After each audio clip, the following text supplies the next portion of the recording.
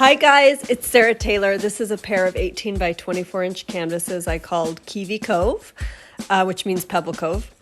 And I'm going to show you what paints I'm using here. This is a green, it's a Artist Loft heavy bodied green mixed with a bit of golden turquoise. This is a Arteza Cerulean blue mixed with golden fluid turquoise. So a lot of turquoise in this painting. This is also Alchemy Opal with golden fluid turquoise. And these are all mixed with my pouring medium, which is Floetrol, and in this case, Artist Loft pouring medium. This is just a Grumbacher burnt umber heavy body paint with a little bit of Artist Loft or Liquitex Mars Black. That's Deco Art Iridescent Pearl. It's like their satin enamel line. This is a pretty copper. It's a folk art antique copper, which I love, mixed with a bit of Dick Blick copper. And this is white. It's Artist Loft Flow White, about a third paint to 2 parts pouring medium. This is Arteza Payne's Gray, another staple I always have around. It's my favorite Payne's Gray, Arteza Premium. And this is Arteza Silver, just their straight silver, which I'm experimenting with today. I'm going to be doing a double-decker sandwich, kind of with negative space like I did with my painting Gold Vein, but a different color palette. And what I wanted to do was sandwich some of these colors with the silver instead of the white, because I was kind of curious how that would look. And there's going to be a surprise halfway through on this video, just so you know, spoiler. So my second cup I started with silver and just layering. It's basically what this is. It's 3 fat layers of paint with the colors, a little bit of those different colors in between the 3 layers. So it's like a double-decker sandwich, coined by Sarah Mack. She's a great artist and a bit of a mentor to me in some ways. So on the third cup, I'm fading it into more of a Payne's Gray, darker palette with some, the same, I did a little extra copper. And then this is a pair of 18 by 24 inch. So I'm starting down the middle with the silver cup, and then that's the more white, heavy white cup. And then I took the Payne's Gray cup over on that end. So kind of a different technique. I could tell already right now that I wasn't thrilled because the silver did not pop a bunch of cells the way a white paint does. And there was also so much green. I don't know why my turquoise didn't come out as much as I would have liked. So I wasn't super duper happy with the colors, but I decided to work with it. I didn't really want to scrape it off yet. I was gonna kind of see what happened, see if more cells were gonna decide to come up or not. And what I kind of actually might do in the future is maybe do some of my negative space in silver. But whenever I work with silver, I'm never really that thrilled with it. So it's something I really like silver, but I'm definitely drawn to warmer metallics, like the golds and the coppers and the bronze really are a lot more appealing to me personally. So I'm just gonna let you watch for a bit, and then I'm gonna come back because I do let this dry and more happens. So stay tuned. I've had a few people ask me why I didn't flood the canvas with the black and the white paint. And I'll tell you why. It's because I'm cheap. And actually with this style of pour, I think pouring those ribbons of paint onto a layer of paint might disturb some things that I wouldn't have as much control over it. So I do come back and I fill in my negative space just with a palette knife, and it saves a lot of paint, instead of dumping paint off those sides of the canvas. to start with. I just, I find this to be a little bit more of a paint saver just to come back, and it's a little bit more time consuming, but it definitely saves on money and pouring medium in paint. So that's always a plus for me.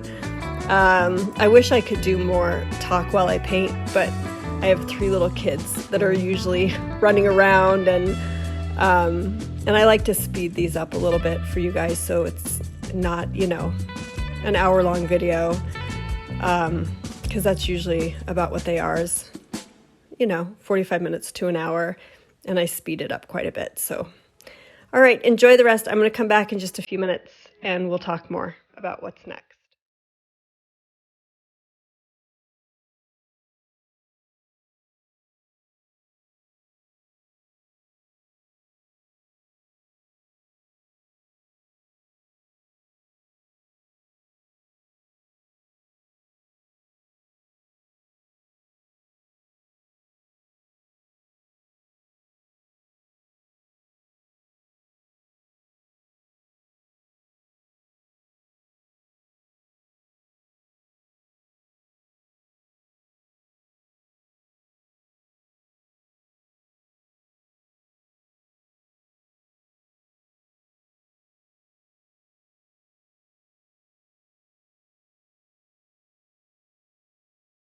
Hey guys, I'm back. Okay, so looking at this painting, you see all the silver and the green, not much turquoise, not a lot of great cells. I'm not that happy with it, but I do let it dry. And this is a couple days later. So we're gonna pour over that river of paint. You get 2 pours for 1 on this video. Okay, so Payne's Gray, same white. This is the same copper. I added a little bit of golden heavy-bodied, yummy, fine copper. Richen it up a little bit. This is the same burnt umber with the bit of the Mars black. And I just did more turquoise. I deepened it. I added a little bit more golden fluid to it to really richen it up. And back to my fave DecoArt 24 karat gold. So beautiful. And then I mixed up a little bit of champagne by DecoArt. And this is that same, actually this is a different green. I went a little bit more vibrant. I had kind of a yellow green from Liquitex that I used, which I'm happier with that tone of green than the other one. And then that's a bit of Payne's Gray in that cup.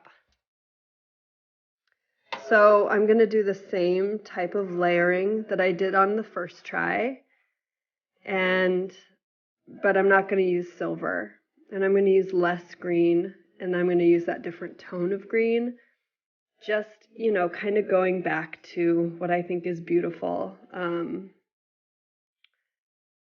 gold and the turquoise and the line, and what that green does with the turquoise is it kind of just creates different tones. I think it does beautiful things with turquoise paint. And it's also really pretty with the gold.